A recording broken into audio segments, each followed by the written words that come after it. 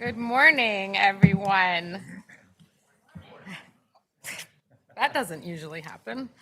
Thank you, everyone, for joining us this morning for the Board of Public Utilities meeting, January 24th, 2024. Please rise for the flag salute. Pledge allegiance to the flag of the United States of America, to the republic for which it stands, one nation, under God, indivisible, with liberty and justice for all. Madam Secretary, will you please read the public notice statement? Adequate public notice has been given pursuant to the Open Public Meetings Act.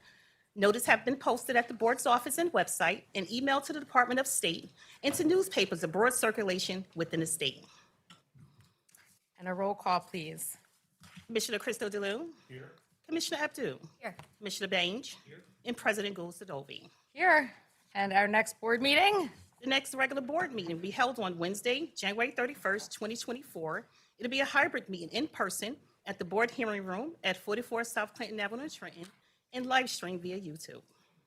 Thank you. There's no consent agenda, and we will not be going into executive session.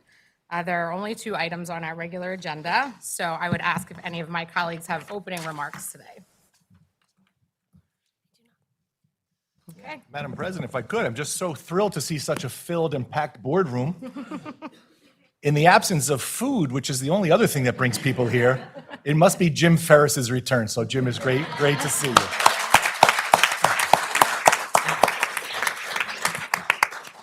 I will second that. All right, well, let's get started then. Dr. Kira Lawrence. Good morning, President Gould-Sadovy and Commissioners. The matter before you today reflects board staff's recommendation regarding the board's 3rd solicitation for offshore wind generation projects and the designation of qualified offshore wind projects to receive offshore wind renewable energy certificates, or ORECs. Governor Murphy has set forth an ambitious goal of reaching 100% clean energy by 2035. The strong wind resources off of New Jersey's shoreline are well suited to the development of a robust offshore wind program. Thus, developing New Jersey's offshore wind resources is a key element of Governor Murphy's clean energy agenda. In 2018, Governor Murphy signed the Clean Energy Act into law, which among other provisions set a goal of 3,500 megawatts of offshore wind by 2030. In 2019, Governor Murphy issued Executive Order 92, which augmented this 3,500 megawatt goal to 7,500 megawatts of offshore wind by 2035. Then, in 2022, Governor Murphy issued Executive Order 307, augmenting the state's offshore wind goal to 1,100 megawatts by 2040.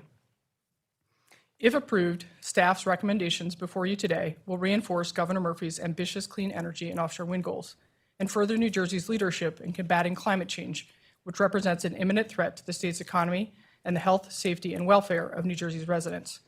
Staff's recommendations today will also advance innovative programs and provide valuable employment opportunities and economic benefits to all New Jersey residents, as well as ensure that New Jersey's natural resources are protected. In recognition of the importance of protecting our state's bountiful natural and cultural resources, New Jersey remains committed to ensuring that these important features of our state are protected throughout the development and operation of current and future wind projects. Through this 3rd solicitation award, New Jersey will have additional funding to support scientific research and monitoring to protect New Jersey's natural resources, including fish, marine mammals, birds, and other wildlife. By way of background, New Jersey's 3rd offshore wind solicitation commenced on March 6, 2023, when the board approved and issued the 3rd solicitation guidance document. On August 4, 2023, applications were received from the following 4 offshore developers for offshore wind generation projects: Atlantic Shores Offshore Wind Project 2, LLC, Attentive Energy, LLC, Community Offshore Wind New Jersey 1, LLC, Invenergy Wind Offshore, LLC. On October 25, 2023, the board rejected all pre-built infrastructure proposals submitted in the 3rd solicitation, and on November 17, 2023, the board approved a pre-built infrastructure solicitation guidance document and opened a separate solicitation window for a pre-built infrastructure solicitation. On December 15, 2023, when best and final offers were due to be submitted, Community Offshore Wind notified the board that it was withdrawing its application. All applications were carefully evaluated against multiple factors set forth in the Offshore Wind Economic Development Act, and board rules. These factors are the OREC purchase price, the ratepayer impact, the environmental and fisheries impact, the economic impact, the strength of guarantees for economic impact, and the likelihood of successful commercial operation. In this third solicitation, staff weighed these factors pursuant to the solicitation guidance document as follows. OREC purchase price and ratepayer impact, 70%. Non-price considerations, 30%. These include economic impacts and strength of guarantees for economic impacts, and environment and fisheries impact. The likelihood of successful commercial operation was used as a gating criteria to determine whether a project is eligible to become a qualified offshore wind project.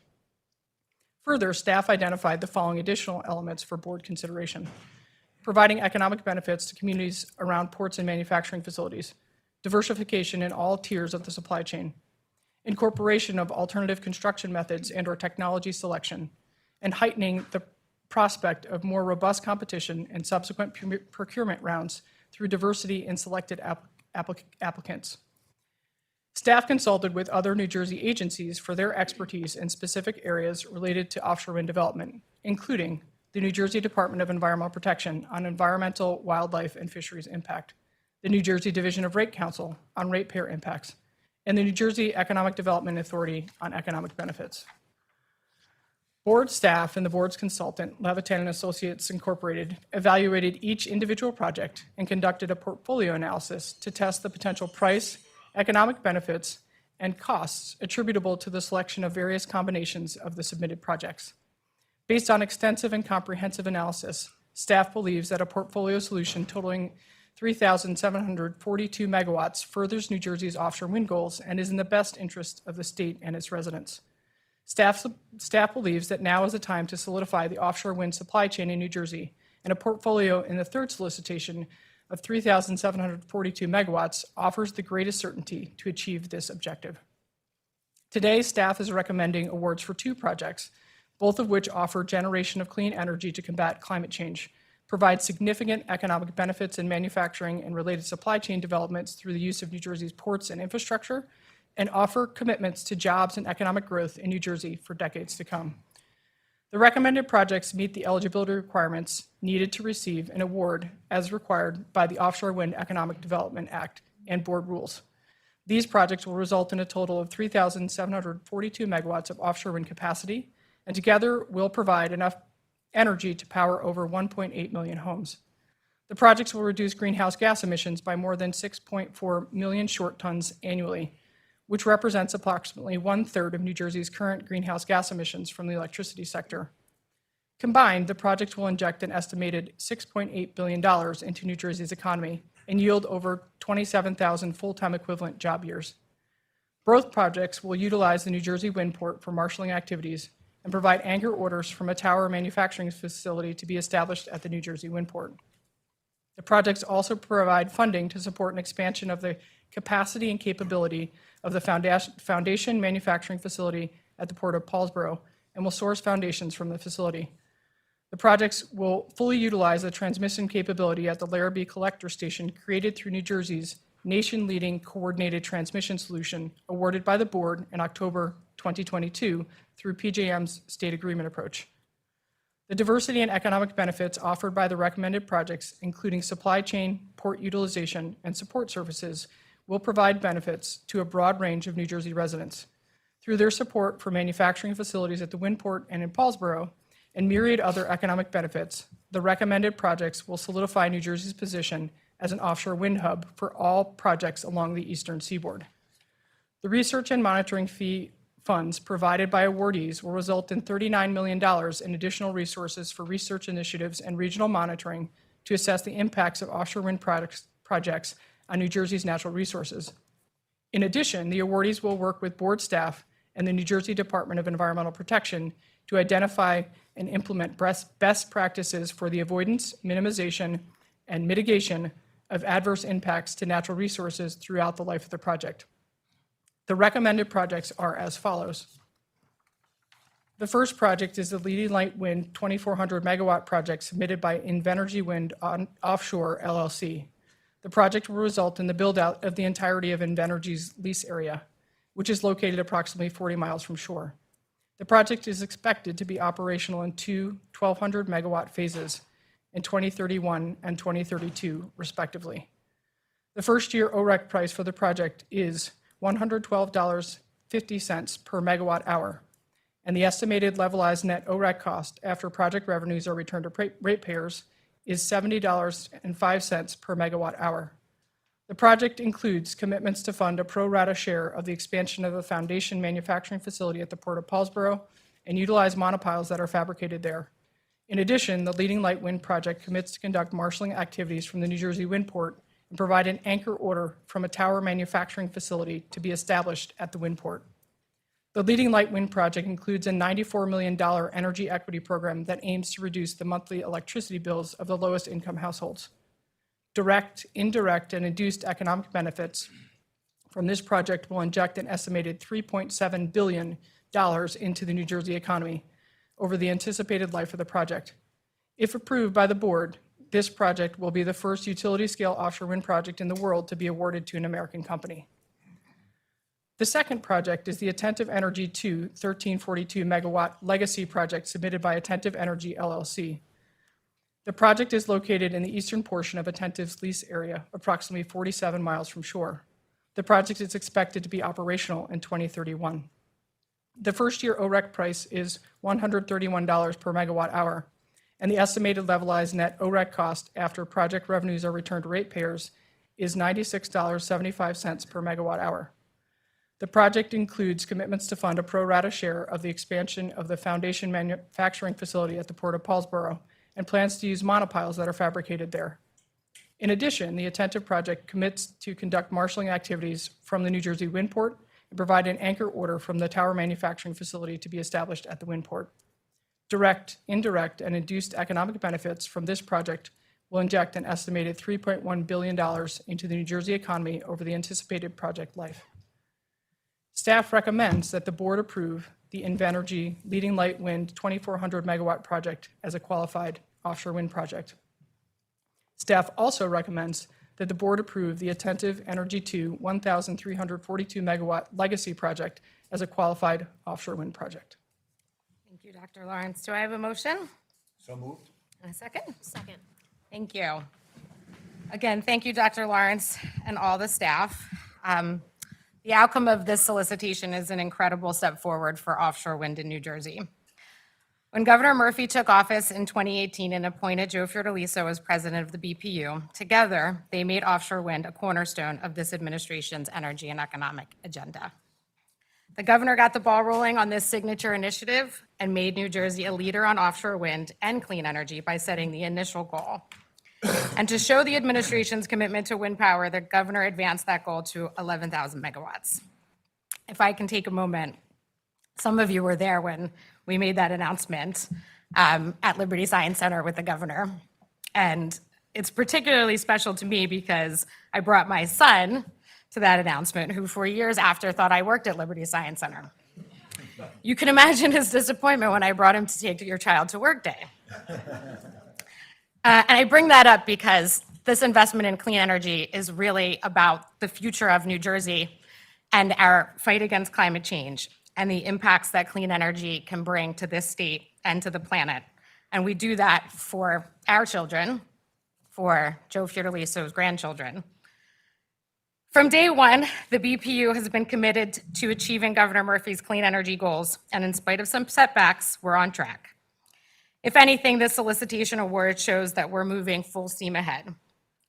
These two projects will help cement New Jersey's position as an offshore wind leader and bring the clean energy and economic benefits to our state that have been such a critical part of Governor Murphy's agenda. The only thing missing from this historic announcement is the presence of President Joe Fiordaliso. While the setbacks of last year would have been hard, as with every setback, Joe would have moved past it and looked toward the future. And the future of offshore wind, with this historic announcement, is looking very bright. It's my honor to be in this role and follow Joe's footsteps and carry on that legacy. I want to take a moment to thank the staff, particularly Dr. Lawrence, our Clean Energy Director, Verity Goman, and the entire offshore wind team for their tireless dedication to this today, as well as all of the other divisions, the AG's office, EDA, DEP, and Treasury for all of their support throughout the last several months. BPU is so fortunate to have such an incredible team of brilliant and very dedicated people. Thank you for your work. Any other questions or comments? I think today is a very exciting day for the state of New Jersey, and very optimistic about the future of offshore wind in the state. I would be remiss if I did not personally thank the staff myself for all of your efforts and all of your patience and your tireless meetings and the work that you put into this. And while I will specifically call out Kira and Veronique, and of course, Jim Ferris, all of the efforts of the entire team and all of the other staff is really appreciated by me personally. So I just want to thank you for that. Yeah, just one quick thing. I'd like to echo what the commissioner said and the president said. And I'd like to also thank the team, the offshore team, for getting me up to speed with everything. As a new commissioner here, there was a lot to catch up on, and I think you guys did a great job, and I appreciate that. Sure. Thank you, Madam President. This is truly a bold and exciting day. Governor Murphy's renewable energy goals take us one step closer to a clean and sustainable reality. The decisions we are making today are not ones that we take lightly, nor ones that we're taking without intense deliberations and an overriding concern for the ratepayers of the state of New Jersey. Our combined efforts, those of the President, my fellow commissioners, the entire wind team, researchers, consultants, and all stakeholders worked tirelessly to provide the insight necessary to make well-informed decisions and take well-needed actions. And it's good to see you all here to celebrate together, and it would be negligent for us not to recognize the people that came before us, my fellow commissioners who have since retired, Commissioner Holden, Solomon, and Gordon. I want to thank you all very much for helping get me up to speed on my early days here. And of course, the president who started this, President Fiordaliso, whose pin I proudly wear on my lapel. It was off his jacket, and when I met him one time, I said, "That's a good-looking pin." He didn't hesitate before he took it off and gave it to me. So I wear that proudly. And the impact that you've all had on me, not just professionally, but personally, is profound. Not just when we take things seriously, but on a recent trip to Florida, instead of watching the trees sway nicely back and forth, I couldn't help but notice the Atlantic jet stream and how many meters per second it was traveling. And I heard the haunting words of Dr. Kira Lawrence, who told me that if somebody would raise up 600 feet off sea level, the wind patterns would be much more sustainable. So I told these windsurfers, hey guys, if you somehow elevate 600 feet, they did not take very kindly to it, but that's all right. The point is you've made an impact. So thank you all. Your efforts to counteract the growing threats we face, while at the same time taking advantage of a generational opportunity to rewrite economic relationships, are greatly appreciated by the entire state. In addition to the obvious and overriding climate concerns, we know the hottest year in 120,000 years, the growing intensity of extreme weather events are things that we all know too well.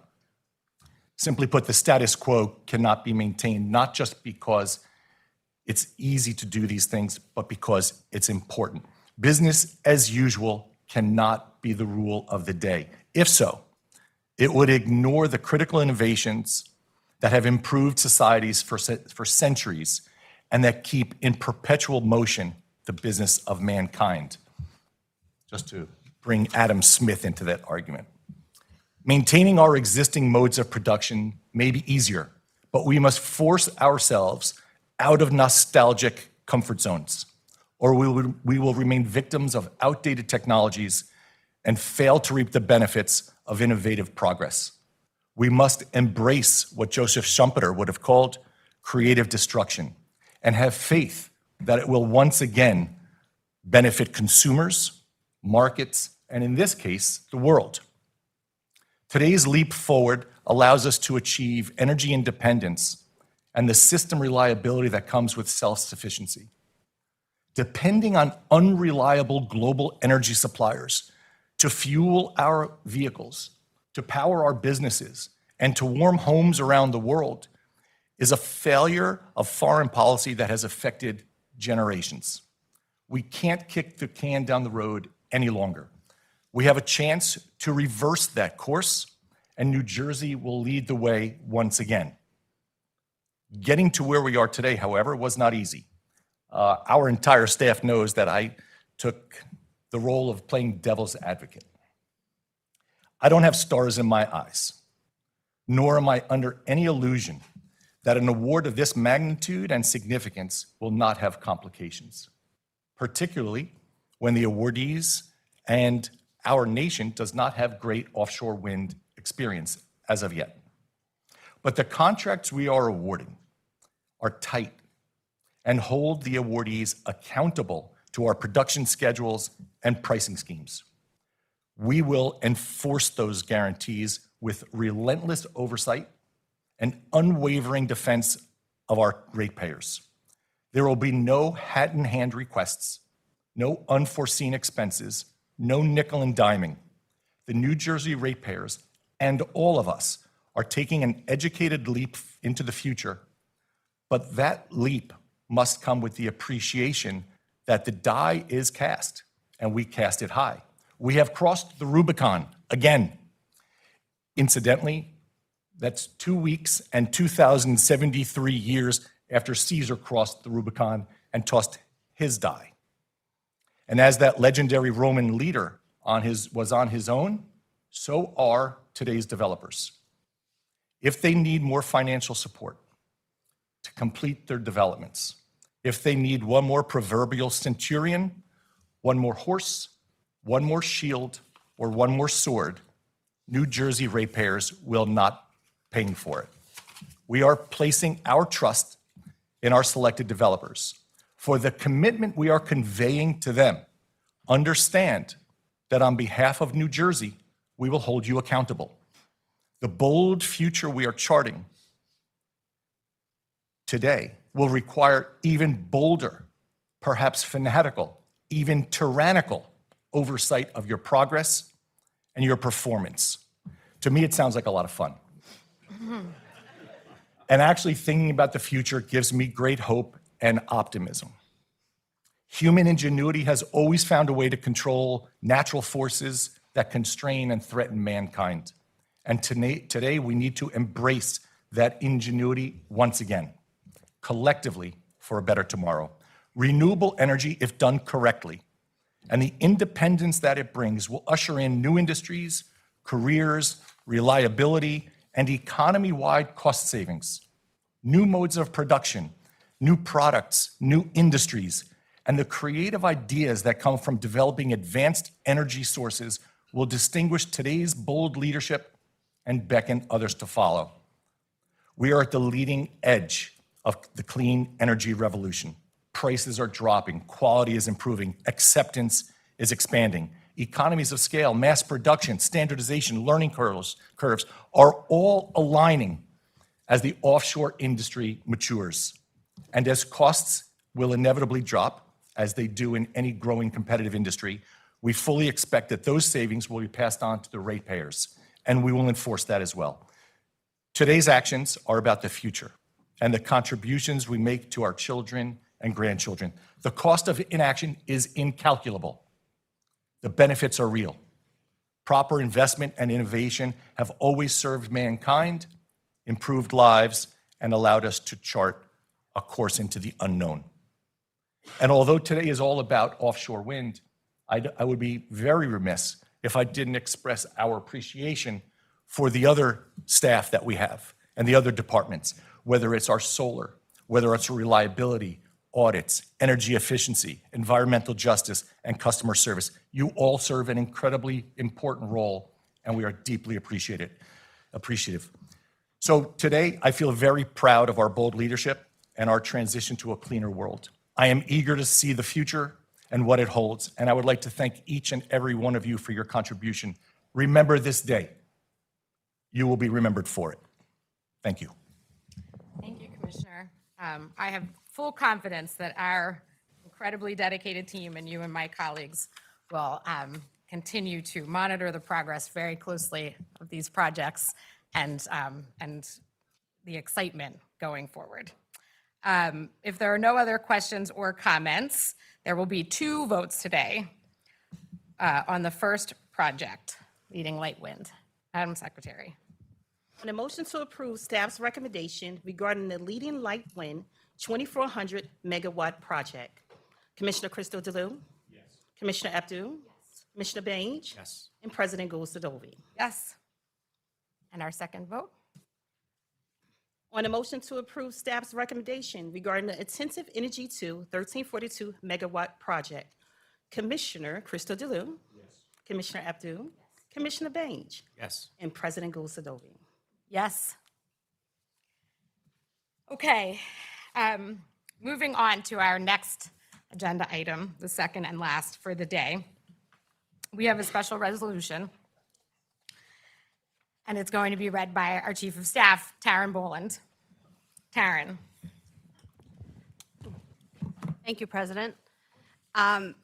Before I get to the resolution, very quickly, one of the things President Fiordaliso did and took a lot of pride in was making sure he recognized everyone's birthdays at the board. And this Friday is President Gulsadovi's birthday, so I would be remiss if I did not wish her a happy birthday. Thank you. I appreciate that. And as President would say, it's nice that you're finally 21. So I'll take 30, Taryn, but thank you. I'll take it too if that's on the table. It's an honor for me to be here to present this special resolution to you all, honoring our former president, who I know we all miss, and in some way, I believe he is with us here today. He was a friend and mentor to so many in this room today, and speaking of, we wouldn't be here in this room if not for President Fiordaliso. So with that said, a resolution of the New Jersey Board of Public Utilities. Whereas Joseph L. Fiordaliso, a proud New Jerseyan, born and raised in the Ironbound section of Newark, was nominated to the New Jersey Board of Public Utilities by Governor Richard J. Cody in 2005. And whereas Governor Chris J. Christie renominated Joe Fiordaliso and he was unanimously confirmed by the New Jersey State Senate. And whereas the NJBPU, long headquartered in Newark's Gateway, was relocated to the capital city of Trenton in 2011, I will say a point that I know still conjures some not great feelings for some in this room. And whereas upon moving to Trenton, the NJBPU no longer had its own board hearing room. Whereas in 2018, Governor Philip D. Murphy appointed Joe Fiordaliso as president of the NJBPU. And whereas President Fiordaliso valued interaction with members of the public and was often quoted as saying, "We've held more stakeholder meetings in this administration than all of the administrations before us combined." And whereas one of President Fiordaliso's priorities was creating a board hearing room on site here at 44 South Clinton Avenue. And whereas on June 30th, 2021, after years of planning, development, and a pandemic that forced all stakeholder and board agenda meetings into the virtual space, the board hearing room was constructed and President Fiordaliso presided over the first meeting held in this space. And whereas President Fiordaliso delighted in holding board agenda meetings, stakeholder engagement, meetings, and celebrations with staff in this room. And whereas, while his passing was unexpected and far too soon, this board and the entire staff of the NJBPU carry on in his legacy of unwavering integrity and dedication to the residents of the state of New Jersey. Now, therefore, be it resolved that the board hearing room of the New Jersey Board of Public Utilities is hereby dedicated to Joseph L. Fiordaliso.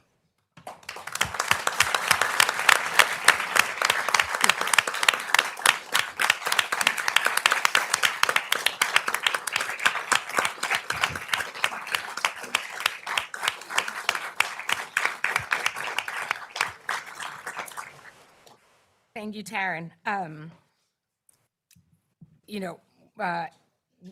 We here thought it would be fitting to do these agenda items together. because offshore wind was such a significant legacy initiative for President Fiordaliso. But a close second was this boardroom. And actually, the inaugural board meeting in this room was the day of the second offshore wind solicitation. And I had the opportunity to take a look at that video as I was thinking about today, and the delight in Joe's voice about both significant announcements still comes through. I'm going to keep it very brief because Commissioner Baines and I had an over-under on 30 minutes, and we're past that already. But I know I'll be talking with you, some of you, a little bit later. I do want to just acknowledge Taryn Boland, because without her, this boardroom would not have happened, because I was here as Chief of Staff and I know nothing about technology. And so we really had Taryn here to help us bring it across the finish line.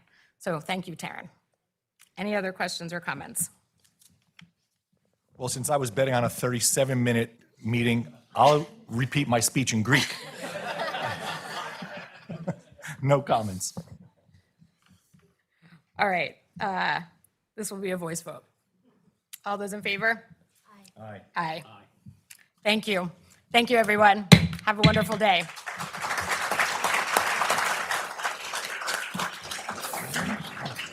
So close, so close.